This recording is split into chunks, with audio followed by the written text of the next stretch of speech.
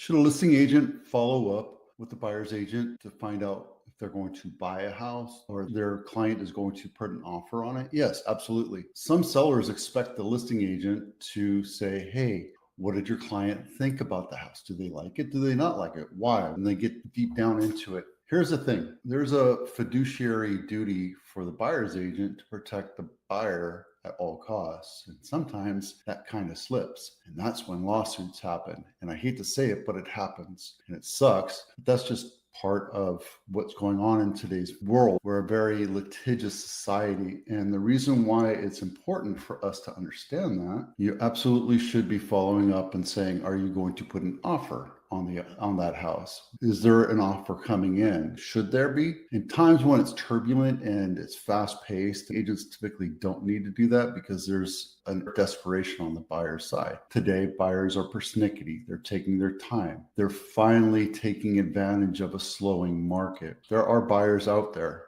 There are serious buyers out there, but they're also taking their time to look at different houses. If you price your house over what the average value is for your house, the house's condition, location, and market, meaning the pricing, your house is going to sit. I don't care what you think. If you think that the agent isn't doing their job and they're not getting follow-up on it, you know what? I follow up with every showing. 90% of them ghost me. It's just the way it is. It's just the market. Because we're so afraid of being sued or screwing something up or whatever, or they're just lazy, whatever. It doesn't matter. I don't take offense to it. As a matter of course, I follow up with every showing that I have. It is what it is. But don't expect me to go and say, what do you think of the house? What did the buyers think? Because that gives you leverage. That opens up, like if you're playing cards, you're dropping a card down on the table face up so that your opponents can see what's going on. Are you going to write an offer? Yeah, we're writing one right now. Okay, do you have any questions about what the buyers or the seller expects? Yeah, blah, blah, blah. We'll talk about that.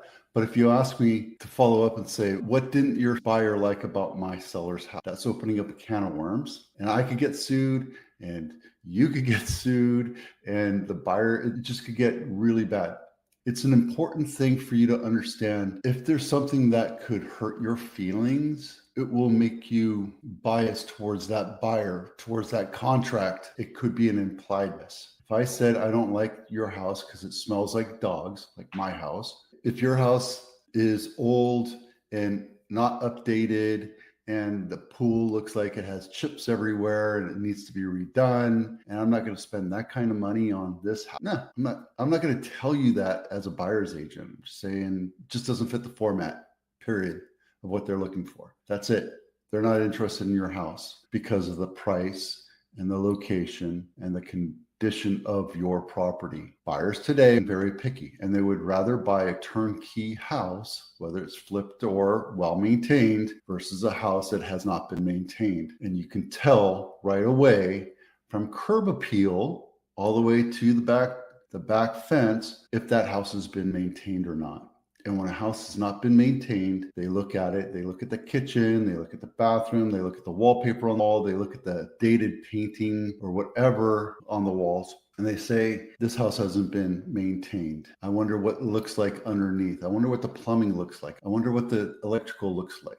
If you have it priced correctly, there's going to be a bunch of buyers and there's going to be a bunch of offers, and then the buyers will determine. Buyers have always determined the price. But we're in a blind bid situation. So challenges for the listing agent. On the other side of the coin, when a buyer's agent refuses to give big feedback, listing agents miss out on valuable insight that can help a property get sold. That can cause friction in professional relationships. It's about common courtesy. Yeah, I get that. I understand that, but you're opening yourself up to litigious or implied bias. An implied bias is, I don't like you because you hurt my feelings. So I don't like the look of your jib, or could be racial, could be political, could be whatever. You say one wrong thing and there could be an implied bias against that. And that could open you up to a lot of problems. So what happens if I don't get feedback from a showing? I move on. To me, that's a no. And I have this thing in my world in sales called the gumball theory. When I first got into sales, I remember my sales manager telling me this. If you want a red gumball, which is your sale, your yes, you have to put a nickel in or a quarter into that gumball machine, turn it. And if you get a blue one, then you do it again. And that's called cold calling or sales or whatever. Fed cuts rate, but it's not enough. As rates have come down in anticipation of the quarter point drop that Powell did, we saw that. Now we're at 6.25, 6.35, depending on the day. But that's still not enough to bring out the buyers. We need to bring it down to 5.5. The problem is people that are stuck in their houses because they're at 2.5 or 3%, they're not going to budge. They're happy where they are. They're happy paying their mortgage payment because if they move, they're going to have to double up their mortgage payment because right now it'll be like 5.5, 6. So it's a conundrum. We're stuck in a situation right now where buyers can be picky. If they can afford that house and they're looking at it, they should absolutely buy it if they can afford it, if it makes sense to them. But there's no longer a need because of the rates being so low that it's historically low that I can't afford not to buy a house because now I'm economically locked in at 2.5%. That's the problem. There's a paradox that we've never experienced because we haven't ever seen 2.5% go up to 7%. We're at a place right now where this has never happened. And I'm happy. I've been telling people this for the last 5 years that I've been doing these videos. I've been hoping for a contraction or a crash in the market so buyers come out. I honestly do, because buyers right now are frustrated. They're finally seeing an opportunity to go in and buy a house. I have 2 offers on one of my listings and they're playing their deal. They're playing tough, and that's the way it is.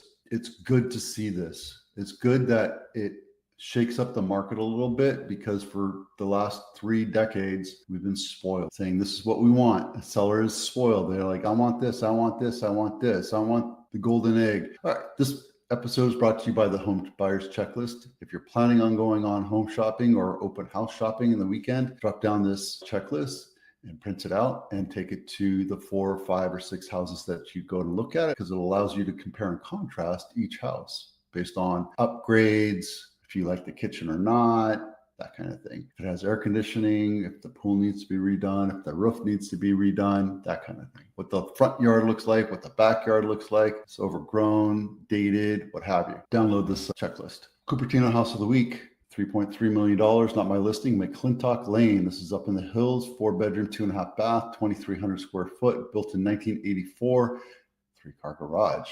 And if you know where that is, this is right over here. And yeah, take a quick look inside. So look, it's a little dated, but it's not bad, right? They have painted oak cabinets, same format as the original. So I'm assuming that this is original. They dropped some nice granite on the counters. Sorry, got the sun shining in my face, but they have nice KitchenAid. That's good. Carpet. So yeah, this looks like it was just updated. They have the carpet in there. Nice big garage. They have a treadmill for you if you want. Big backyard. Good. Is it worth 3.2? Yeah, absolutely. That thing's going to go in a heartbeat. This one is Willow Glen House of the Week, and I picked it because it's really walking distance downtown Lincoln Ave. Coolidge Ave, not my listing, $3 million, 4-bedroom, 2.5 bath, 2,700 square feet. And this thing's beautiful. It's a great purchase. It's a great price. And I think it's priced to sell. If you look here, that's Coolidge Ave. You can walk down, have dinner, walk back. There you go. Let's take a look inside this. I like this plan. It's a beautiful house. It's funny because the soaking tubs are kind of outdated nowadays. What's happening is they're reformatting into giant walk-in showers. So they're 8 to 10 feet long. I sold a house down here in Curry that had that. So nice. Thank you for doing the floor plan. Okay, this is Luxury Home of the Week. Lupine Road, not my listing. Wish it was. $25 million.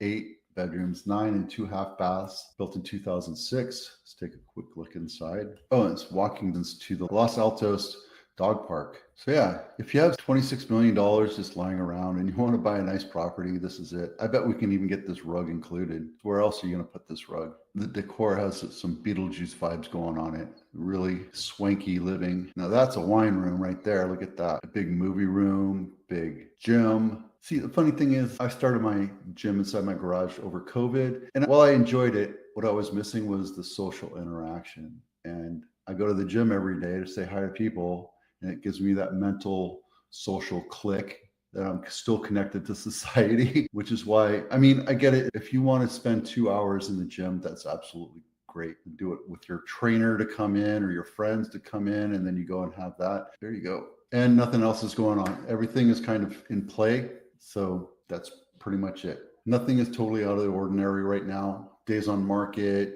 inventory, everything is just settling out. I think we're going to see is when November comes around after the third cut, if that happens, we'll see play a little bit more because that'll be a third rate cut this year. It'd be nice to see people